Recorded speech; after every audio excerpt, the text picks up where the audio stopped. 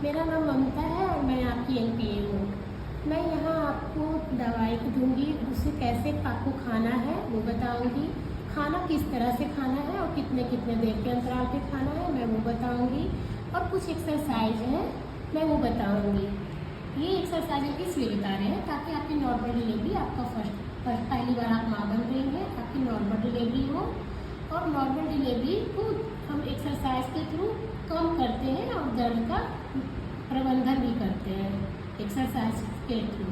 ठीक है, तो हम आपको पहले खाने पीने के बारे में बताते हैं। तो सुबह आप कितने बजे उठती हैं? सुबह 5 बजे 4 बजे। तो आप खाना कितने बजे तक खा लेती हैं? 7 बजे थोड़ा सा चना खा लेते हैं या जो मिल जाता है वो खा लेते हैं। ठीक है, बहुत अच्छी बात है। तो ये है आयरन की गोली। ये हम क्यों देते हैं? इससे खून की कमी नहीं होगी आपको और बच्चे में भी खून की कमी नहीं होगी। इससे बच्चे का विकास में भी मदद मिलता है।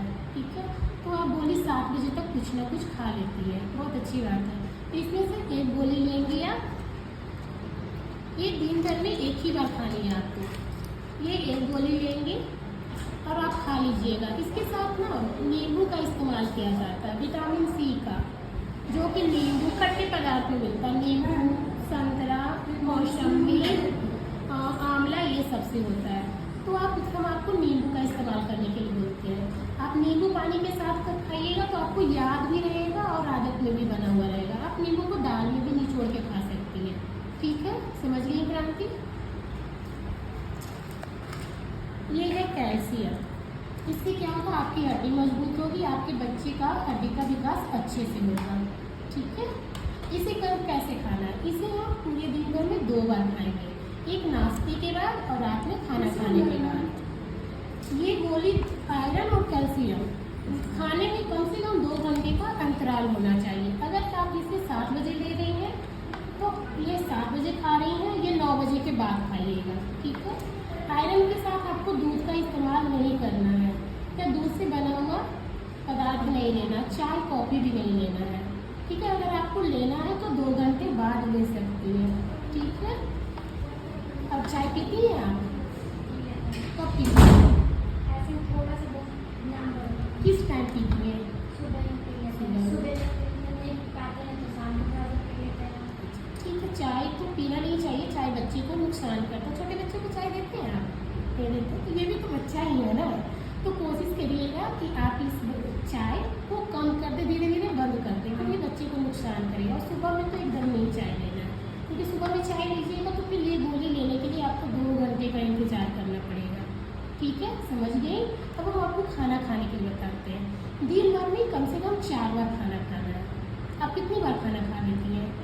ऐसे 2 बार खाना खाते हैं, फिर फल कुछ खा लेते हैं या चना खा लेते अच्छा, हैं। ठीक है, तो आपको खाना 4 बार लेना है। 4 बार कब खाना खाना है? सुबह में खाइए नाश्ता के टाइम, दोपहर में खाइए, 3 से 4 के बीच में भी कुछ खाइए, फिर रात का खाना। और जो बोल रहे हो चना, फल फ्रूट, ये सब जो है वो चारों खाना के बीच में कुछ ना कुछ लेते रहिए। ठीक है, और खाना किस तरह से खाना है, हमारी थाली कैसी रहेगी वो मैं आपको बताती हूँ।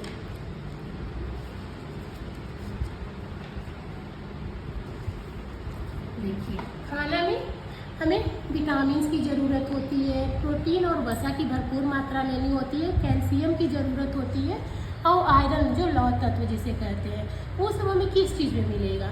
फल फ्रूट में हमारे विटामिन, संतरा में आ गया। आप मांस मछली खाती हैं? खाती हैं, तो आप अंडा का इस्तेमाल कर सकती हैं। आप मछली खाती हैं तो मछली खा सकती हैं। प्रोटीन में आप देखिए, प्रोटीन बहुत ज़रूरी होती है। आप दूध ले सकती हैं, और नहीं तो प्रोटीन पाउडर कोई एडवाइस करती है, आप उससे अच्छा है ना कि आप 2 कटोरी दाल लेंगी तो जितनी प्रोटीन चाहिए गर्भवती स्थिति में, गर्भावस्था में, वो 2 कटोरी दाल पूरा कर देता है। तो आप 2 कटोरी दाल का सेवन पर दिन करिएगा। हमारी थाली कैसी होनी चाहिए? हमारी थाली इस तरह से होनी चाहिए, जिसमें भर कटोरी, देखिए 1 कटोरी पूरा भर के सब्जी है, 1 कटोरी भर के पूरा दाल है, साग ले सकती हैं, दही खा सकती हैं, अभी गर्मी का मौसम है, और 1 कटोरी दाल, और उसी मात्रा में आपका रोटी और चावल है। ठीक है, हम लोग कैसे खाना खाते हैं? एक थाली हम लोग का कैसा रहता है? देखिए, एक आधा थाली चावल रहता है, उससे आधा में मेरा दाल रहता है, उससे आधा में हमारा सलाद और सब्जी रहता है। तो गर्भ अवस्था में हमें हमारी थाली किस प्रकार की होनी चाहिए, हर एक मात्रा समान होना चाहिए, ठीक है, क्योंकि ज़्यादा से ज़्यादा हमारे प्रोटीन मिनरल्स ये सब पत्तेदार सब्जी में और दाल में मिलती है, ठीक है, समझ गए। और जो 4 हम आपको खाना बोले उसके बीच में आप मूँगफली खा सकती हैं, ठीक है, बीच में 3 से 4 के बीच में आप एक बॉयल अंडा भी ले सकती हैं, ठीक है ना। गर्मी है तो उसका पीला वाला भाग निकाल दीजिए, उससे एसिडिटी आपको गैस बनता है तो निकाल के खा सकते हैं। तो अभी का मौसम में आप 2 कटोरी दाल का यूज़ कीजिए, वो बेटर रहेगा आपके लिए। अब हम आपको बताते हैं गर्मी का मौसम है, पानी भी भरपूर मात्रा में पीना है, तो कम से कम पूरे दिन भर में 3 से 4 लीटर पानी पीना। आप कितनी पी लेती हैं? गिलास है तो कितने गिलास पानी पी लेती है? तो एक मेजरमेंट करिए, घर में लोटा है। अच्छा अच्छा, नहीं हर जगह नहीं करेगा। चीनी और नमक का थोड़ा कम इस्तेमाल कीजिएगा, ठीक है। तो घर में बोतल या लोटा हो, मीठा भी कम ही खाइए, अच्छी बात है। अच्छा ठीक है, कोई बात नहीं, टेस्ट के लिए ले सकती है।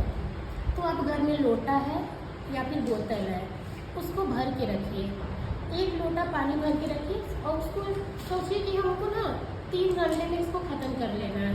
तो आप इस अनुसार से आप कम से कम 3 लीटर पानी तो पी लीजिएगा, ठीक है। तो पानी का भी पीना बहुत ज़रूरी है। अब आते हैं साफ़ सफाई पे। तो साफ़ सफाई का भी ध्यान देना होता है। हमारे जो शरीर से लगा हुआ कपड़ा होता है उसको हम अच्छे से धो के धूप में सुखाते हैं। हम जब बाथरूम जाते हैं तो अच्छे से हाथ धोएंगे, ठीक है। ये साफ़ सफाई पे ध्यान देंगे। नाखून वगैरह हमारा कटा हुआ होना चाहिए, ठीक है, क्योंकि इसमें भी गंदगी होती है ना, जो कि खाना के थ्रू हमारे पेट में जा सकता है, ठीक है। आप पहली बार माँ बन रही हैं, हम आपसे पूछना चाहते हैं कि आपका जो छाती है उसका निप्पल समझ रही है ना, वो अंदर की ओर है या बाहर की ओर है? अच्छे से बाहर की ओर है ना। किसी महिला में ना वो अंदर की ओर रहता है। तो क्या होता है ना कि जब बच्चे का जन्म होता है तो दूध पीने में बच्चे को बहुत दिक्कत होती थी, और माँ को भी दिक्कत होता है, उसे भी अच्छा नहीं लगता, क्योंकि बच्चा दूध पिएगा नहीं तो रोएगा। माँ के लिए बच्चे का रोना कोई बात बर्दाश्त नहीं कर सकती है, ठीक है। तो वो बाहर की ओर होना चाहिए, अच्छी बात है, आपके बाहर की ओर है। तो आप माँ जब बच्चे का बर्थ होगा, जन्म होगा, तो कम से कम 6 महीने तक आप अपना दूध बच्चे को दीजिएगा, ठीक है। अब हम फैमिली प्लानिंग के बारे में आपको बताते हैं। आपका पहला बेबी है तो हमारी सरकार या फिर किसी का भी प्रयास रहता है कि पहला बच्चा है उसको एक अच्छे से पाल पोस के थोड़ा सा वो अपने लायक चलने फिरने खाना उठा के खाने लायक हो जाए तब माँ बने।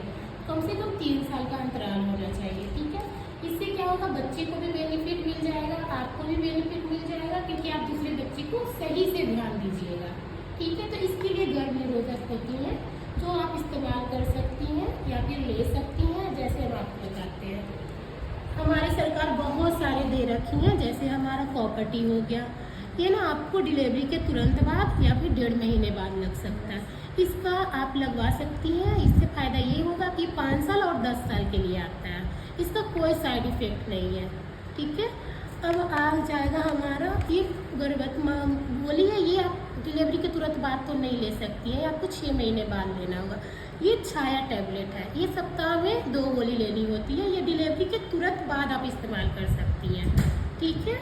तो कोशिश कीजिएगा कि आप ये सब के बारे में पढ़िएगा। आप पढ़ी लिखी भी हैं, पढ़िएगा, नहीं तो अब जब भी आप आइएगा हम आपको इस बारे में काउंसलिंग करते रहेंगे, ठीक है।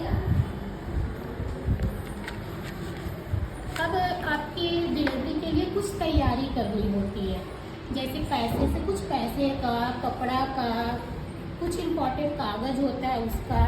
तो आप जितनी बार हॉस्पिटल आएंगी आप उतनी बार ये जांच का कागज़, ये हॉस्पिटल का कागज़, एक इन्वेलप खरीद लीजिए जो कि हम फाइल कर सकते हैं, उसमें सारा कागज़ लेके आइएगा।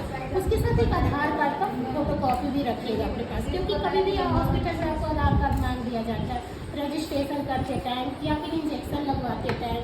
तो आप नहीं लाइएगा तो आपको क्या होगा, टाइम से सुई नहीं पड़ेगा, आपको परेशानी भी होगी आने में।